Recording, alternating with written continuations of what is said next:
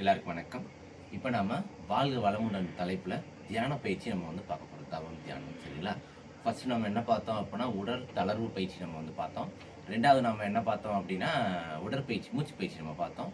3வது பார்த்தீங்கன்னா, உடற்பயிற்சி பார்த்தோம். 4வது பார்த்தீங்க அப்படின்னா, தரைப்பயிற்சி அதாவது தேகப்பயிற்சி நம்ம பார்த்தோம். இப்போ நம்ம 5வது நம்ம என்ன பார்க்க போறோம் அப்படின்னா, மூச்சு பயிற்சி நம்ம பார்க்க போறோம். சரிங்களா? இப்போ இந்த மூச்சு பயிற்சி பாருங்க, நீங்க YouTubeல போட்டீங்கன்னா பல மூச்சு பயிற்சிகள் வரும். விஷயம் என்ன அப்படின்னா, நம்ம மூச்சை நம்ம உள்ள நல்லா இழுக்கிறோமா, முடிஞ்ச முட்டுக்கு உள்ள ஹோல்டு பண்ணணும். சரிங்களா? அதாவது நல்லா உள்ள தம் கட்டி எவ்வளோ நேரம் வைக்க முடியுமோ அவ்வளோ நேரம் வச்சுட்டு அதுக்கப்புறம் மெதுவாக மூச்சை விடணும். சரிங்களா? சரி, உள்ள தம் கட்டுறப்ப என்ன ஆகும் அப்படின்னா, உள்ள இருக்கக்கூடிய கழிவுகள் எல்லாமே அந்த காற்று போயிட்டு உறிஞ்சும். நம்ம இழுக்கக்கூடிய இந்த ஆக்சிஜன் உள்ளே போயிட்டு அந்த உள்ளே இருக்கக்கூடிய கழிவுகள் எல்லாம் உறிஞ்சி திரும்பி கார்பன் டை ஆக்சைடாக நமக்கு வெளியே வருதா, இதுதான் விஷயம். யாரெல்லாம் மூச்சை நல்லா தம் கட்டுறாங்களோ அவங்கெல்லாம் உடம்பு ரொம்ப ஆரோக்கியமாக இருக்கும். உடம்புல பிராணசக்தி அதிகமாகிட்டு யாருமே மூச்சை இழுத்து உள்ளே ஹோல்டு பண்ணி வெளியே விடுறதே கிடையாது. சும்மா அப்படியே இழுத்து நம்ம நார்மலாக பேசிகிட்டு இருக்கேன், அது வாட்டு மூச்சை போய்கிட்டு இருக்கா. அதனால் நம்ம தியான பயிற்சி நம்ம மெயினாக எதுக்கு பண்ணணும் அப்படின்னா, மூச்சை இழுக்கிறோம், உள்ளே ஹோல்டு பண்ணுறோம், உள்ளே இருக்கக்கூடிய கழிவுகள்லாம் அப்படியே இது பண்ணிவிட்டு வெளியே மெதுவாக விடுறப்ப வெளியே வந்துடும்.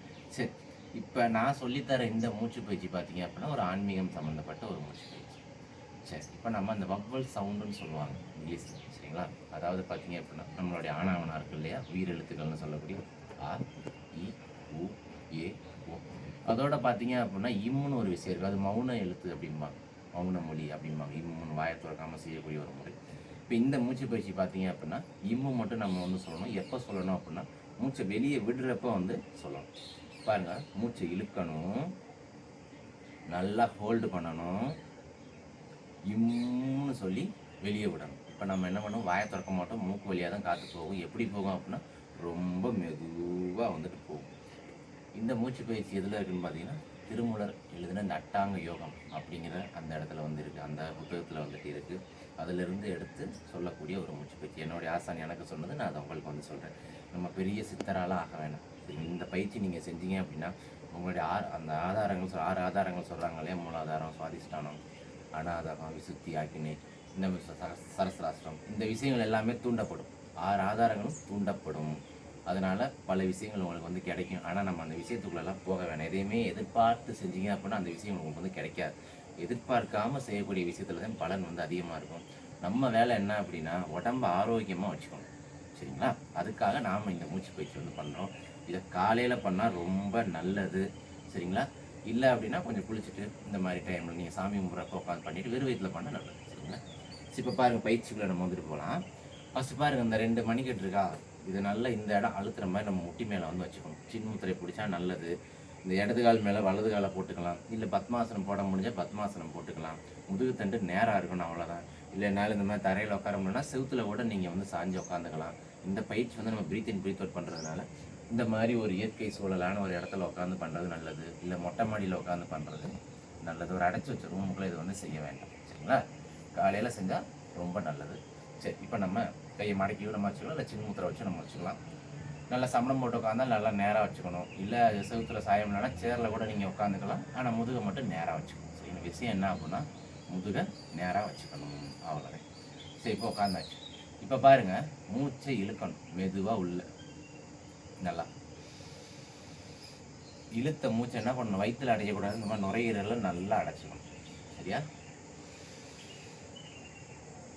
இப்போ முடிஞ்ச முட்டுக்கு ஹோல்டு பண்ணணும். எவ்வளோ நேரம் தம் கட்ட முடியுமோ அவ்வளோ நேரம் தம் கட்டுங்க.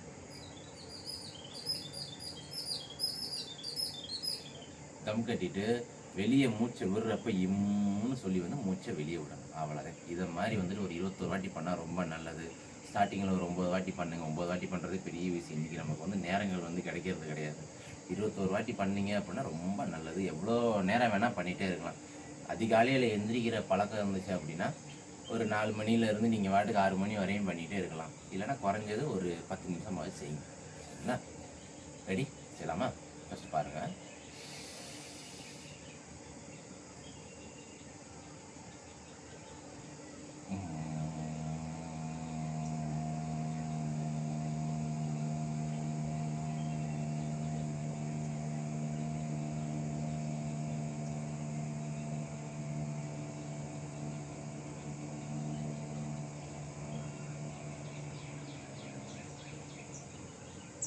மாதிரி பண்ணணும். இது செய்யும் போதே உங்களால் உணர முடியும். சவுண்டு வந்து இம்முன்னு வாயிலிருந்து கத்தாதீங்க, அடி வயிற்றுலேருந்து அப்படியே கொண்டாந்து அப்படி மேலே போய் அப்படி சேர்த்து விட்ற மாதிரி. சரிங்களா? நிற்கிறோம், மூச்சு இழுக்கிறோம்.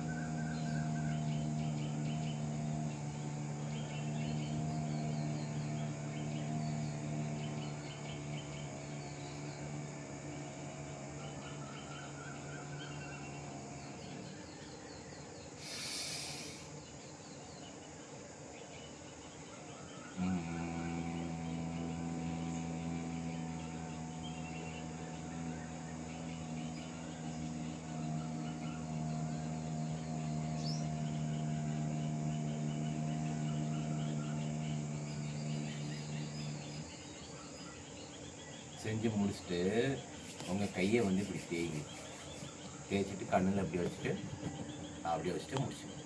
சரிங்களா? நல்லது. நன்றி. தொடர்ந்து செய்யுங்க.